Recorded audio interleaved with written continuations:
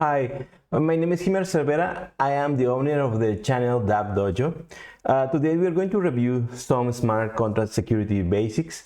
Why am I decided to do this? Because, well, security has been always important in software development, but in blockchain is critical. There are many differences with traditional software development. In just a regular project, if you made a mistake or you introduce a bug, the only thing that you need to do is just to stop the project, review the code, and then fix it, and then upload the code to your server or whatever. In blockchain, this is completely different. If you send a smart contract with a bug, that's it. You cannot just remove it, or you cannot stop that smart contract. So you need to be very sure that the smart contract has no bugs. Unfortunately, there are a lot of smart contracts already working and in production in the Ethereum blockchain mainnet. So you need to be very careful with that. So in this video, we are going to review a very basic smart contract flow that is called integer overflow or integer underflow. First, we are going to create our file. Let's create our file with the name overflow.sol. Now we have it, and let's create our smart contract with the same name. Remember, that is a very good practice too. First, let's declare our Pragma Solidity compiler version, and let's create our smart contract. The smart contract name will be overflow, and now we declare our variable that is called value, and it is an unsigned integer of 8 bytes.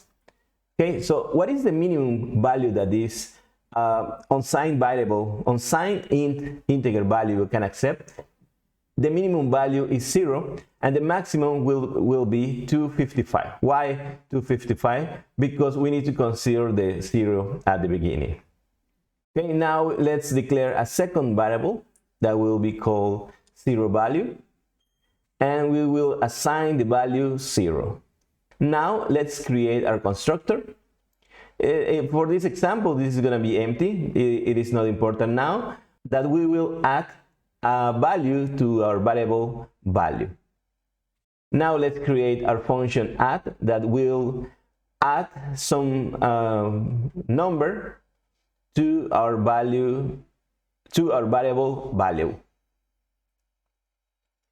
This function is very simple. It will be external and it will return an unsigned integer 8.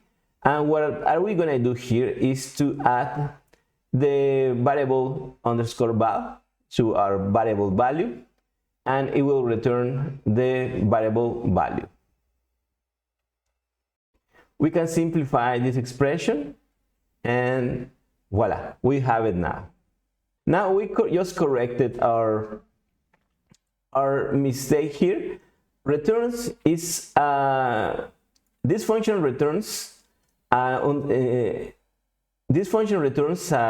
unsigned integer, so we needed to correct the return keyword, and also the received variable will be an unsigned integer. Now let's create a second function that is called sub, and we are going to test our second variable, 0 value. What are we going to do with this function is to subtract some value, and we'll see what happens. So again, 0 value will be equal to minus equals underscore val, and it will return the 0 value variable. Sorry, we had a mistake. 0 value variable. We try to compile, and we see that we have a warning. What we need to do here is to add a license. It's not that important now. Let's add this license, and let's compile now. Everything works just fine, and let's deploy and run our transaction. So what is going to happen when we add some value to our variable value? Let's see. We compile and we deploy our contract, and then now we are going to see what functions do we have in our contract. We have the function add, sub, value, and 0 value.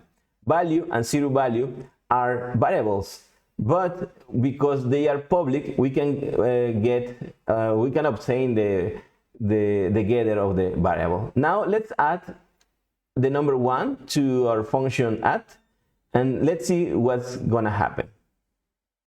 We add this value, and we can notice that everything went fine. But now let's check the value of the variable.